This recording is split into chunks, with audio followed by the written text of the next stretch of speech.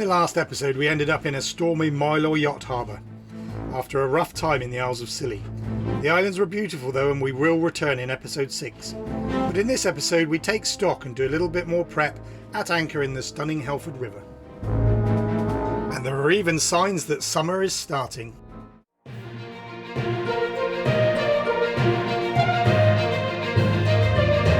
This is Intrepid Bear, a 40-foot sailboat off to explore the world with her crew Ian and Kate. Come aboard and let's see what's out there.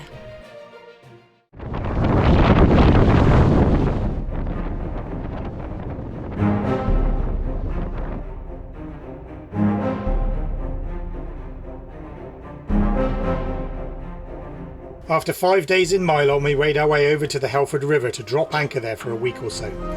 I mentioned that summer is on the way, but winter wasn't quite finished with us yet. We just left Milo thinking the weather was easing down a bit, and now we're heading over to the Helford River. It's blowing an absolute hoolie. So much for it easing down. I've got 30 knots right now, spray raking across the bow, and yeah, we're leaning right over. We haven't got any sail up. We're obviously motoring, but I don't really want to put sails up in 30 plus knots just to go 20 minutes across the bay. But yeah.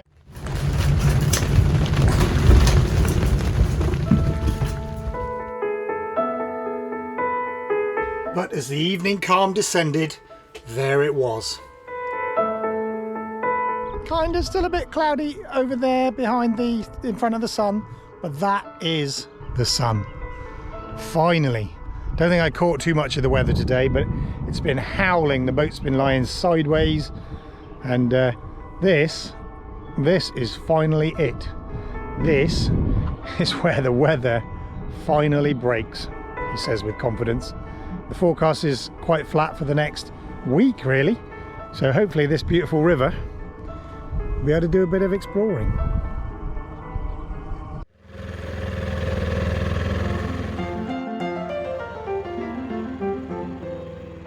And there it was, summer was starting at last, so we celebrated with a hike along the south bank of the river towards the mouth. Look how clear that water is.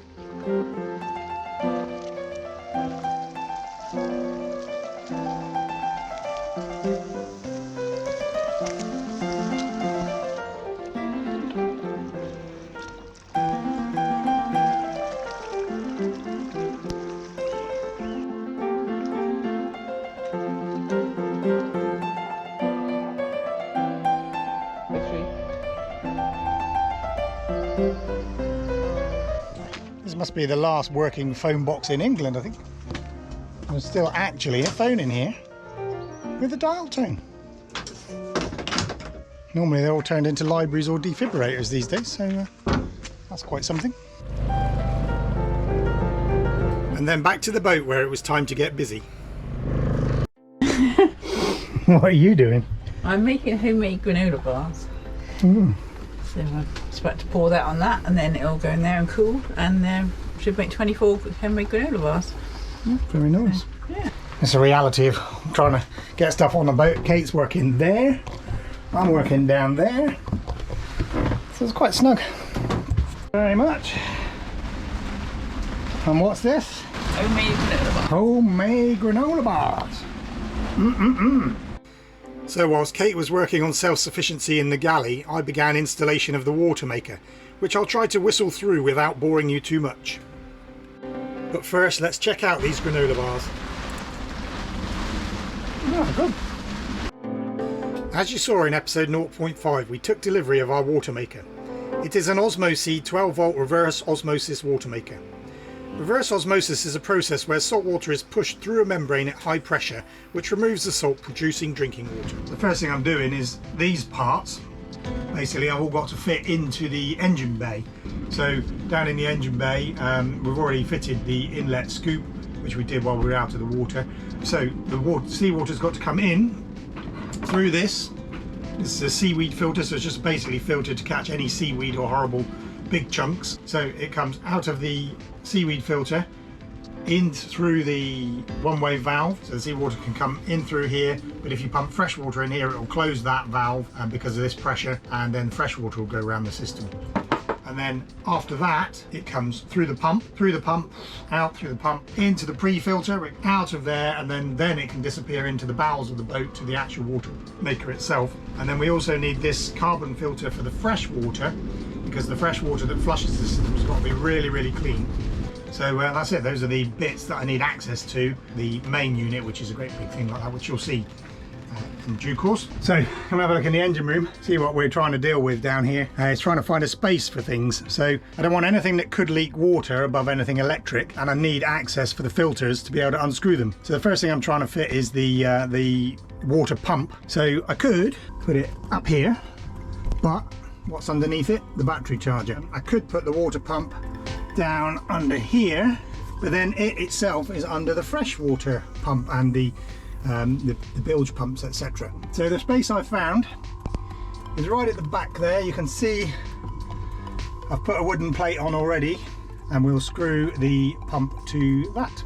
Alright, that's the pump in place. First part done, hardest part done because that's actually quite heavy, so manoeuvring it into that space is quite difficult.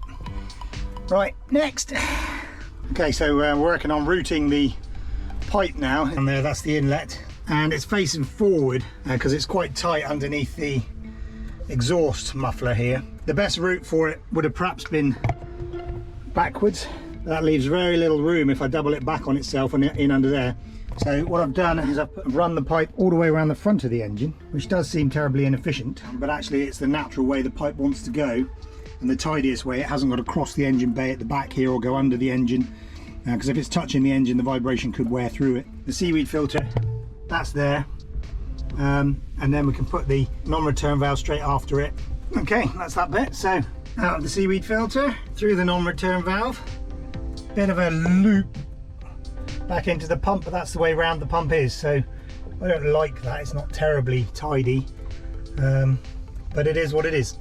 That's the way it goes. Then it's got to come out of the pump on this side and then get fed into the primary filter, which I think is going to go up there. I'm going to move this thing, the header tank for the engine, because I've got space for that up above on the other side, and the primary and flushing filters can go up there, I think. So there's the two filters. The top one is the primary filter, so that's got the hose on it, which is coming from the pump. And then the one underneath is the flushing filter, so that's a carbon filter that just flushes freshwater, filters freshwater from the tank. Okay, so this is the main unit. This is where the magic happens. These are the what are they called? The membranes. That's what they're called, where the freshwater is forced through and the salt is stopped from going through. So on here, it's quite simple actually. We've just got seawater inlet here. So all those filters that I've done on the pump on the other side in the engine bay, that just feeds through onto this seawater inlet here. And then this says drain on it, but this is what they call brine comes out of here. So what actually comes out of here is extra salty seawater. And then the fresh water, there's just a plastic pipe at the end where your 8mm freshwater feed comes off of. Then we just need somewhere to mount the main unit, which calls for a little bit of schoolboy woodwork. So here it is, the main unit. It's down in there. You can just about see it down there with the blue hoses and the wood supply pipes. And it is actually doing its thing. So it's jury rigged at the moment. This is the output water hose. And literally just feed it into the water filler. There you go. That is approximately 50 litres an hour. So there you go, making water from sunshine. It's powered by the solar panels. So yeah, basically making water from sunshine, which is absolutely awesome. We are now independent with water. And it was just time to plumb the product water hose into the freshwater tank on the boat. Didn't go totally smoothly, but was quickly repaired. Plumb the Watermaker into the water tank. This is the feed for it here, so that's from the Watermaker. Unfortunately, the lid doesn't seem to have sealed very well, so we'll have to see if we can get that sorted out. Nice little fountain under the sofa. That was quickly sealed and dried, and there it is, job done.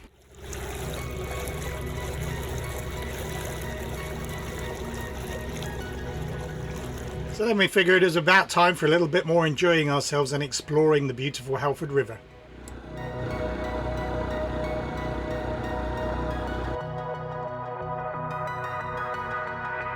Picnic tea in a boat. in the Helford River. What are you eating? Just a yogurt with no spoon.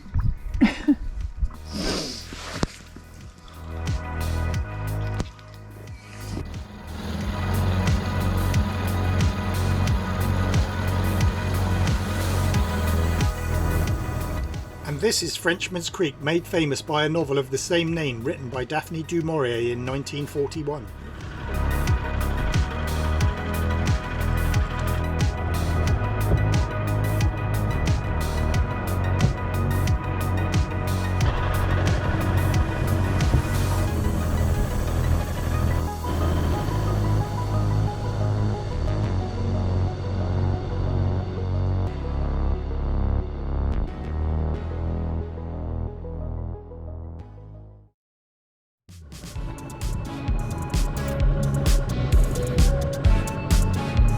As summer was now getting underway, we took a trip to the little village of Helford Passage to test the newly fitted dinghy wheels and simply enjoy the sunshine.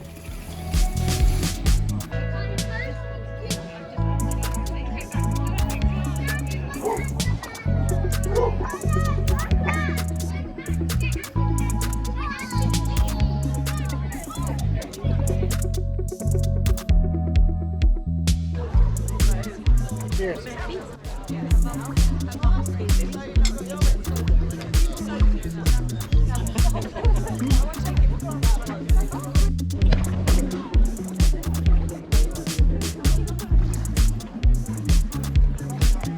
And as summer had arrived, it was time to get moving again. We returned to the boat, moved her down towards the entrance of the river and planned the next day's departure. For Scilly in the morning.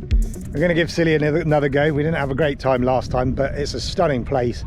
And I'm hoping now that summer does appear to have started, we're looking at leaving about 3 a.m. in the morning, mainly for the wind, but also with a bit of tide. The wind is meant to be southwesterly for a little while, which would help us get down the coast towards the Lizard, and then it's meant to go more southerly, which would help us get across to Scilly. So we'll see how it shapes up, but 3 a.m. departure in the dark. We'll get going, and we'll see whether we can get to Scilly with any more success. Well, we got there last time. See whether we can enjoy it anymore when the weather's a little bit flatter, a little bit more settled. Fingers crossed. So there is episode 5, a little shorter and, dare I say it, a little less action-packed. But it was a lovely respite from the incessant storms. If you're new to the channel or haven't yet subscribed, please consider clicking on the button. It costs you nothing but helps us a lot. Join us at dawn in episode 6, where we return to Scilly and show you the true beauty of the islands. Thanks for watching.